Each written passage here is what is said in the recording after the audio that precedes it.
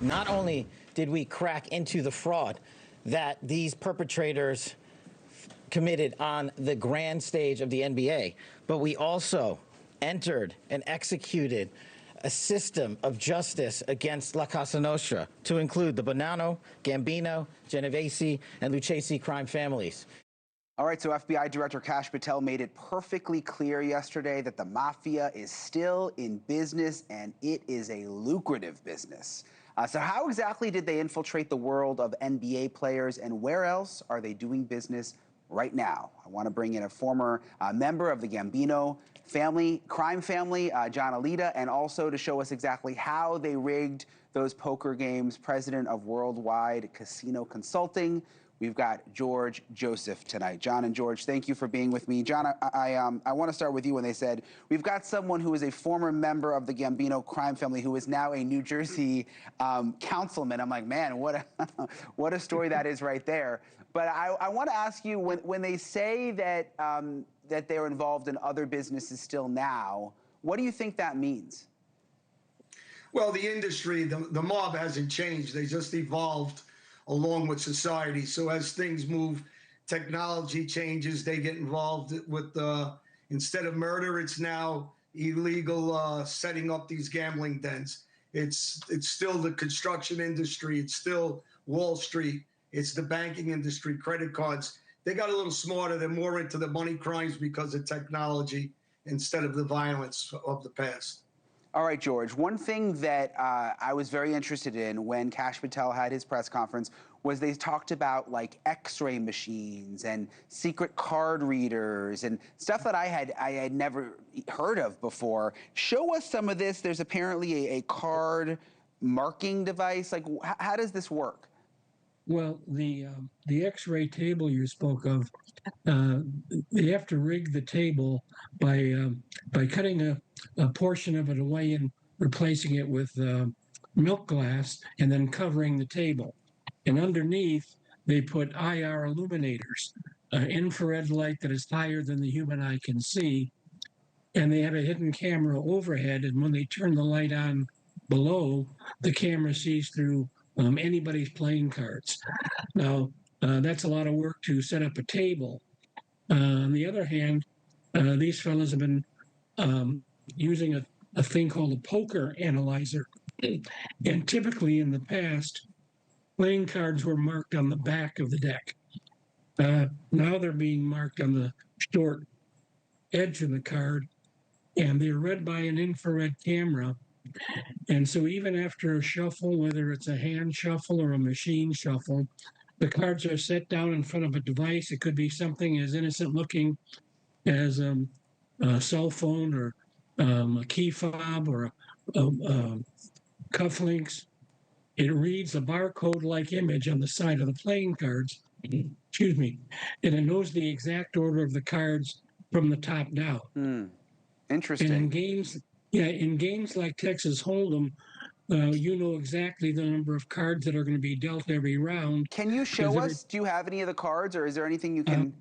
Yes, I do. Hold on, let me switch cameras, and I'll give you an idea of. Oh, this is fancy. You've got multiple cameras there. This is like you wear these special glasses. So when I put the glasses over the camera lens, you're going to see a mark on the back of that card. Now, you can't see that. This is near infrared. I'll show you infrared in a second. And here's another marking, and you'll see a big 9 that I just drew on there for a demonstration. Yeah. But now take a look at what they were using, which is infrared. And infrared cannot be seen with the naked eye. But take a look at what that looks like. Oh, then you can see there's an X. Yeah. Yeah, interesting. See the mark on the cards. Yeah, it's advanced. John, I want to ask you, were you surprised that all 4 of these Mafia families were involved? I mean, is that unusual? Were they like working together? Because I always thought they kind of did their own thing. You know, people are under the impression that they don't get along. Most of the families get along, especially in the construction industry. Anything that they can work together and make money, they try to do. So they coincide with each other, exist. financially together. So it doesn't surprise me. No, not at all. John, betting is so big now. With it's online, it's so easy. How do people know that their bets are safe and not rigged? I mean, should we all be concerned? Well, you should be concerned because, for years we've been doing this. The technology changed. George knows better than anybody, but we would have several guys at a poker table working in unison against somebody else. We'd have a girl that was working as a waitress, tipping with signs to tell the players what cards these other guys have. So this is nothing new. Same thing in any sport, whether it was baseball, whether it was horse racing, we'd have jockeys blocking out other jockeys.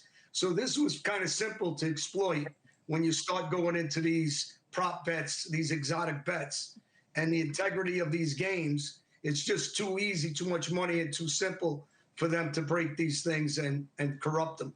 Is the mob in casinos too, John? Without a doubt, we used to go into the casinos all the time, did the same thing. The difference is you would do hand signals.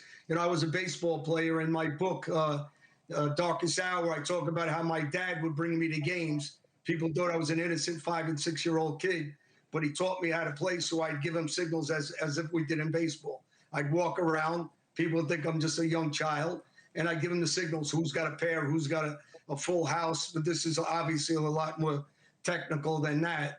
And but these schemes have been going on forever. We used to postpart call-ins on horse races because you can use the phone booths, and if they're not sharp bookmakers, you can beat them.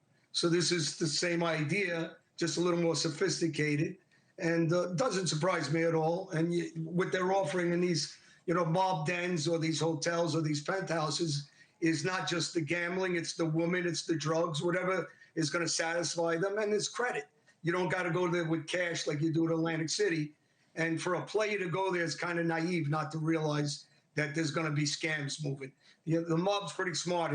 Like I said, it evolved into the technology world. Yeah, it sure is sophisticated. George, thank you so much for showing us that. That was fascinating. We appreciate you coming on tonight. John, also nice seeing you. I hope you both have a good weekend. Thank you for watching. Subscribe below and download our NewsNation app right now on your phone, and you will get fact-based, unbiased news for all Americans.